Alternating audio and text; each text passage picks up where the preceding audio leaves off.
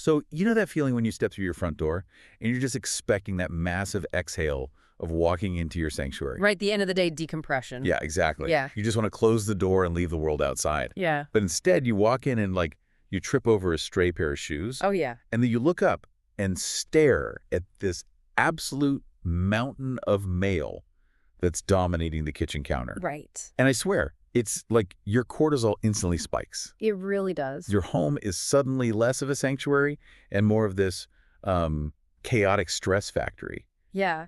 And that's exactly what we're fixing today on the deep dive. Yes, we are. Because it is a critical mission. The friction most of us feel isn't about, a lack of desire to be clean. No, nobody wants to live in a mess. Right. It's a psychological barrier. We look at the chaos and we get hit with this wall of intense decision fatigue before we even pick up a single item. Yes. And we just freeze. So today, we're pulling apart a comprehensive, expert-backed guide on decluttering to find the actual psychological loopholes that help you bypass that overwhelm.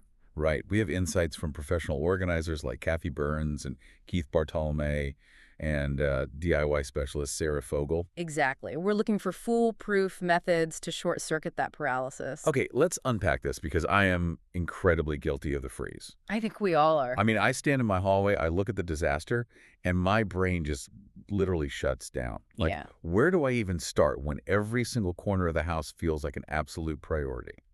Well, the secret is actually kind of counterintuitive. Okay. Professional organizer Kathy Burns has a core philosophy for this, and it directly challenges what, highly motivated people typically try to do. Oh, really? Yeah, her golden rule is do not start with the hardest thing. Wait, really? Do not start with the master closet. That is fascinating because, the master closet is usually the grand ambition. Oh, absolutely. You wake up on a Saturday, you drink 2 cups of coffee, and you declare, today is the day I conquer the wardrobe. Right, which is precisely why that Saturday usually ends in total disaster. Yeah. You cull everything out, right? And within an hour, your bed is just buried under a mountain of fabric. Oh, the pile on the bed is the worst. It is.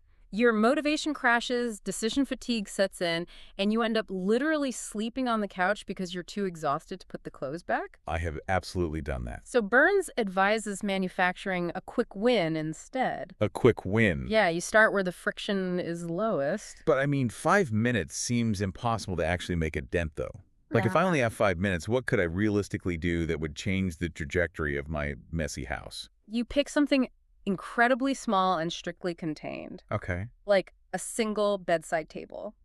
Or literally just one sock drawer. Just one drawer. You set a timer, and you only do that one thing. I feel like I'd look at my one clean sock drawer and then look at the rest of the bedroom and feel like I accomplished absolutely nothing. Yeah, that is the logical part of your brain talking. Fair. But we are hacking the neurological part here. Okay. When you finish that small 5-minute task, you get this localized dopamine hit. Your brain registers a completed loop, a sense of accomplishment. Right. And that dopamine creates momentum. You are training the muscle of decision-making without exhausting it. Okay, so it gives you the chemical energy to eventually tackle the bigger spaces. Exactly. So we're basically building up our endurance. Right.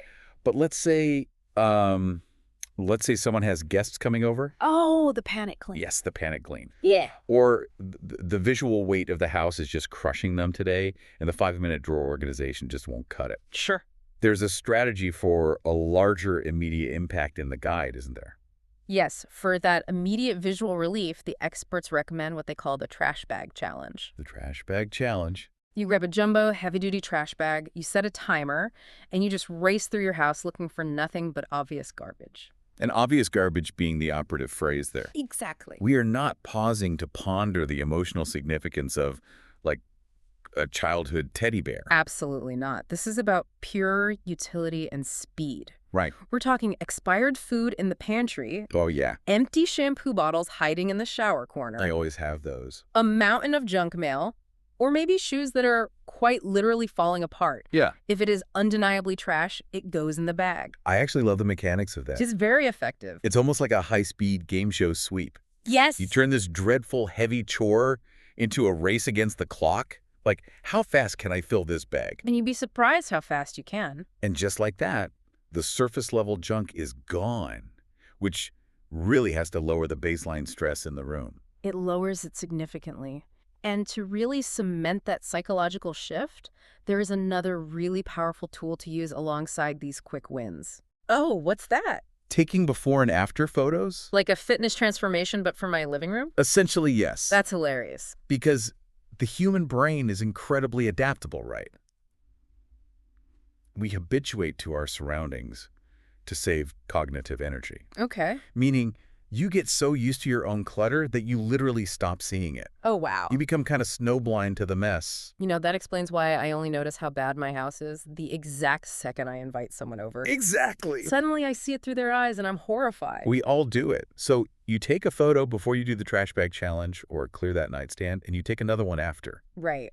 Seeing that stark visual contrast on a screen breaks through the habituation. It provides objective proof. Yes, objective proof of your capability, and it provides a massive surge of motivation to protect that newly cleaned space. Visual hacking for motivation. I love that. It really is. It's a great way to document the timeline of your progress, too. Which brings up a good point about pacing. Because even with these quick wins, the whole house is a beast. Pacing is everything. You have to draw boundaries around the work by establishing a timeline. Right. Breaking the house down into chunks prevents that burnout. So you don't do it all at once. Never. You might schedule the bedroom and bathroom for a Saturday and completely ignore the kitchen until Sunday. Oh. Or if the house is heavily cluttered, you stretch it out to one room per weekend over an entire month. Okay, so we've tricked our brains into starting. We've gotten our dopamine hits. We've cleared out the obvious trash. And we have a timeline. Right.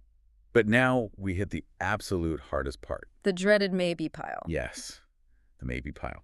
How do we handle the things we might need one day without our brains just melting down from decision fatigue? This is where we need strict mathematical frameworks. Mathematical framework. Yes. If you evaluate every single maybe item based on emotion, your cognitive load will max out in 20 minutes. So for sure. We need rule sets that make the decisions for us, completely removing the emotional weight from the object. Okay, walk me through the math. Let's start with the quota system I saw in the guide. So that would be the 12-12-12 rule. 12, 12, 12. You walk around your home, and your strict goal is to find exactly 12 items to throw away, 12 items to donate, and 12 items to put back in their proper places. That's 36 items total. Exactly. It gamifies the process again.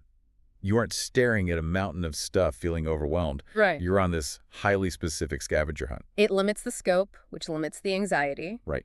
Then we tackle the just-in-case hoarding mentality So like, with the 20-20 rule. here is where it gets really interesting, because I am the poster child for just in case. A lot of us are. I have a plastic bin in my office full of incredibly specific electronic cables. The infamous cable bin. Yes, and they are for devices I haven't owned since like 2015. Right.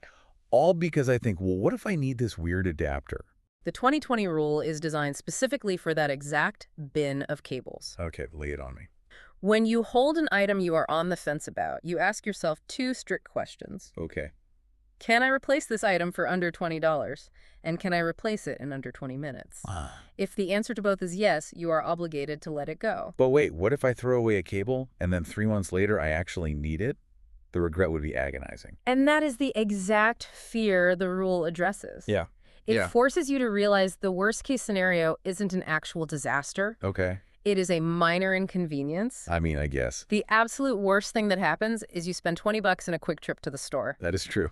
You are trading a tiny hypothetical future cost for immediate peace of mind and space in your home today. Wow, it completely neutralizes the fear of making a mistake. I really love that. It's very freeing. But what about items that are definitely worth more than $20, but they just sort of sit around? Right. For higher value utility items, we apply the 90-90 rule. 90-90.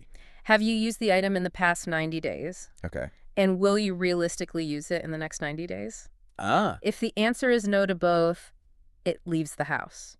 That forces a really hard timeline on your intentions. Yes, it does. Because you can't just say, you know, I'll use this fondue set someday. Someday is a fantasy. Yeah, someday never comes. But 90 days is a concrete reality. Exactly. And for the actual physical sorting of all these decisions, we use the 4-box method, right? Yes. Keep, store, give away, or sell, and throw away. Right. You set those 4 boxes up before you start. And DIY specialist Sarah Fogel points out that the real trick to the boxes is speed. Speed. You cannot deliver. But what if you do stall out?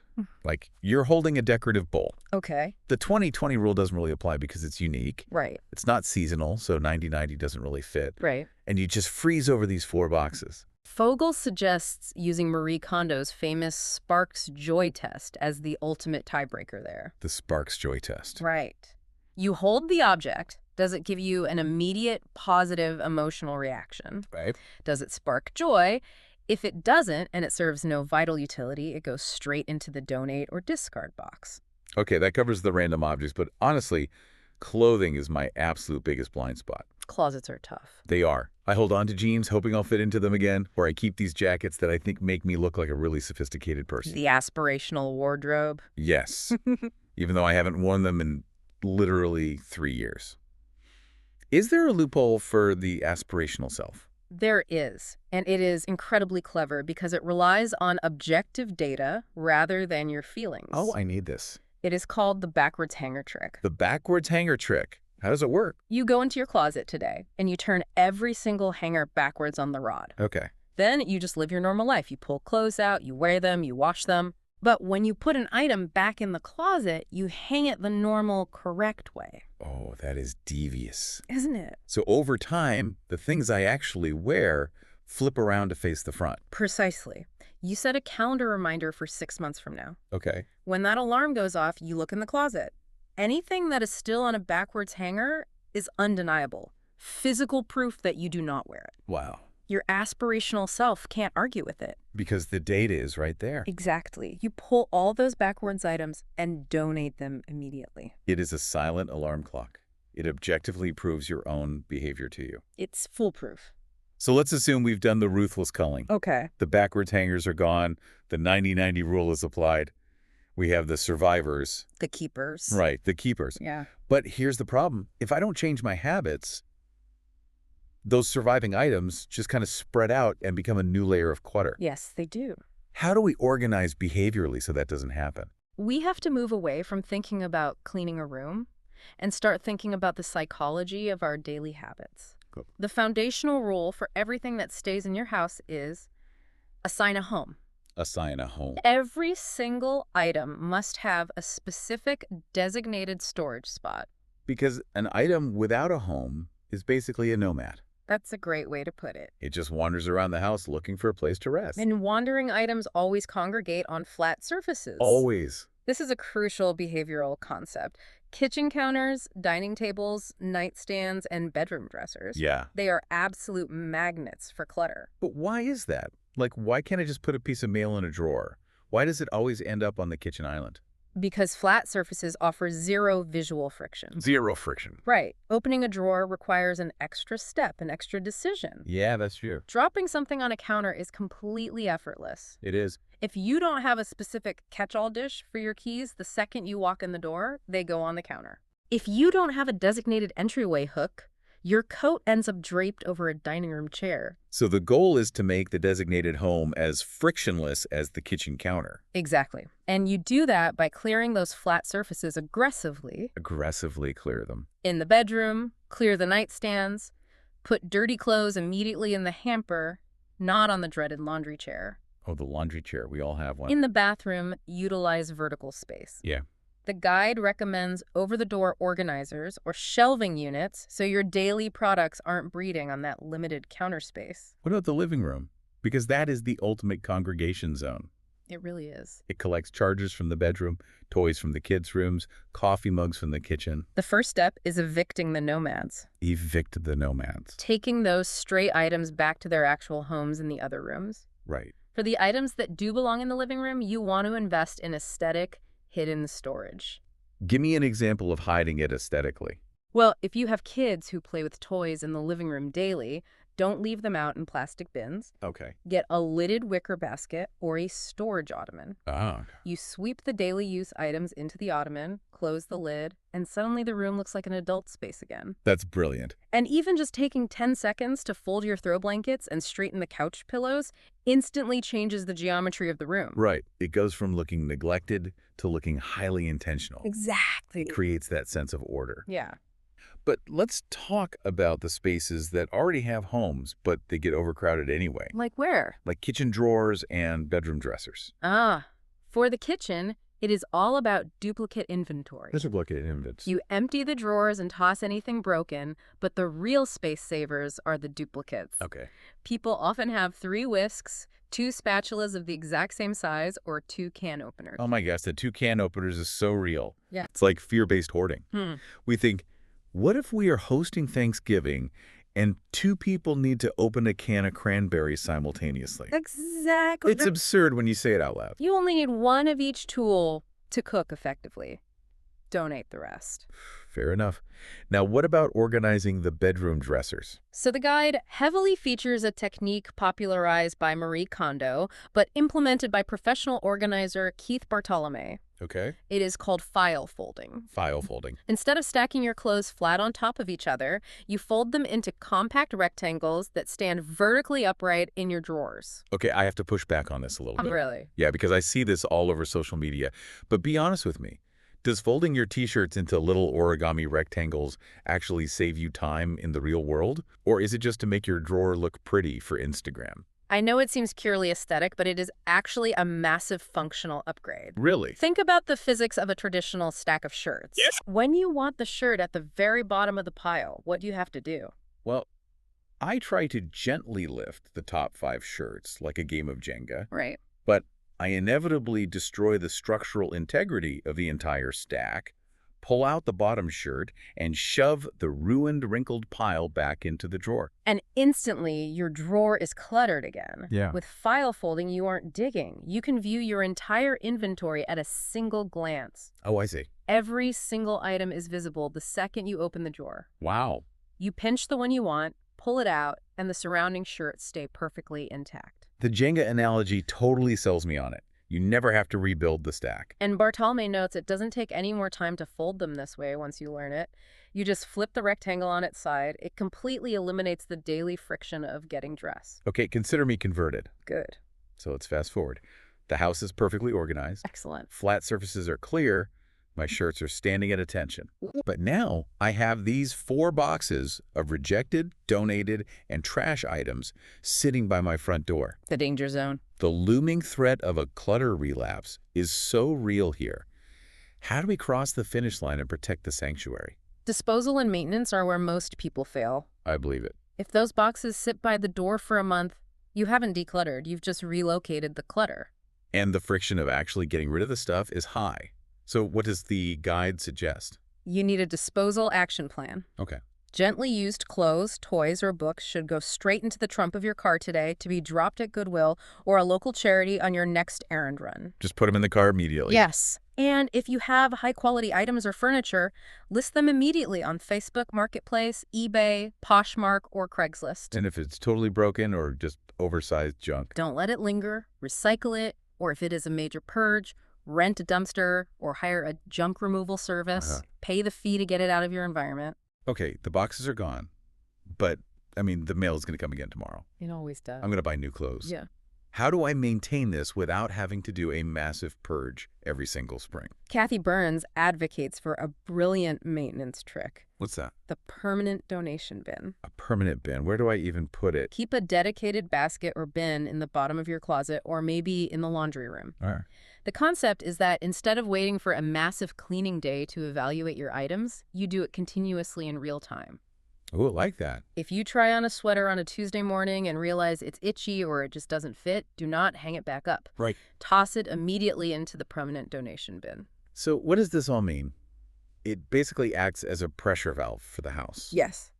It is a continuous, low-effort way to bleed off the clutter before it ever has a chance to explode into a massive mess again. That is the perfect way to describe it. And when the bin fills up, you take it to the donation center and the cycle continues. That's so smart. There's another slow drip maintenance strategy too. The weekly giveaway. The weekly giveaway. You commit to finding just one single item you no longer use every week and you give it away or donate it. Just one item a week. Right. Over the course of a year, you have effortlessly removed 52 unnecessary items from your home without breaking a sweat. 52 items is a huge volume of space recovered. It is. But what about the influx? Because how do we stop ourselves from just buying more junk to fill the newly empty space? The most ruthless and effective strategy for the influx is the one in, two out buying rule. Oh, wow, two out. Not just a one-for-one replacement? Two out. For every single new item you buy and bring into the house, you must find two existing items to get rid of. That would brutally curb my impulse shopping. That's the point. Like if I want to buy a new jacket, I have to mentally sacrifice two items currently in my closet before I even swipe my credit card. Exactly. It really raises the threshold for what it's actually worth buying. It drastically improves your financial health by forcing you to evaluate your consumer habits. Right. And it guarantees that your total inventory naturally shrinks over time rather than growing. That's incredible. Mm-hmm. Doing this all alone sounds exhausting, though. The guide mentions enlisting support, right? Yes.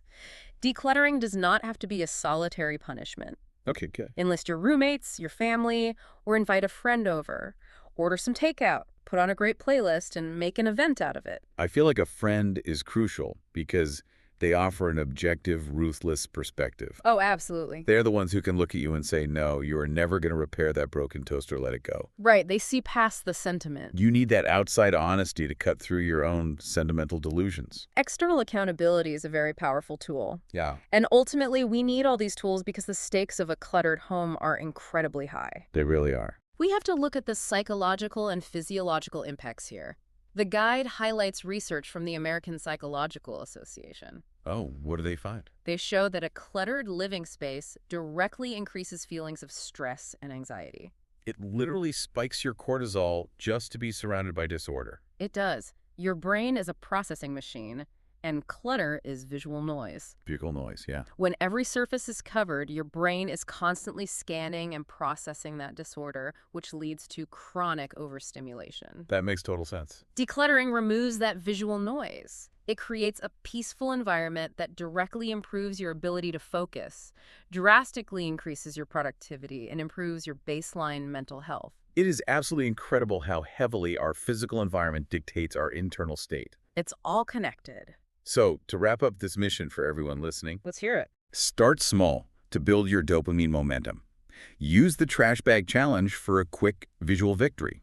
Implement mathematical frameworks like the 20-20 rule and the 90-90 rule to completely bypass decision fatigue. Exactly. Clear those flat surfaces to remove visual friction, use the backwards hanger trick to catch your aspirational clothing habits, and set up a permanent donation bin to act as a daily pressure valve. If we connect this to the bigger picture, it raises a really fascinating question about our internal landscape. Oh, how so? Well, if our external environment so heavily dictates our stress, our anxiety, and our ability to focus, what does the act of curating our physical space do to the clutter in our subconscious minds? Oh, wow. By rigorously organizing our homes, systematically discarding the excess, and assigning a purposeful place for everything, are we actually, in a very real way, physically organizing our own thoughts? Cleaning the house as a physical mechanism for cleaning the mind.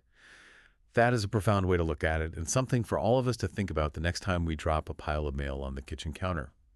Thank you for joining us on this deep dive. We challenge you today to find just one 5-minute project. Pick a drawer, grab a timer, and take that first frictionless step toward reclaiming your sanctuary. We'll catch you on the next one.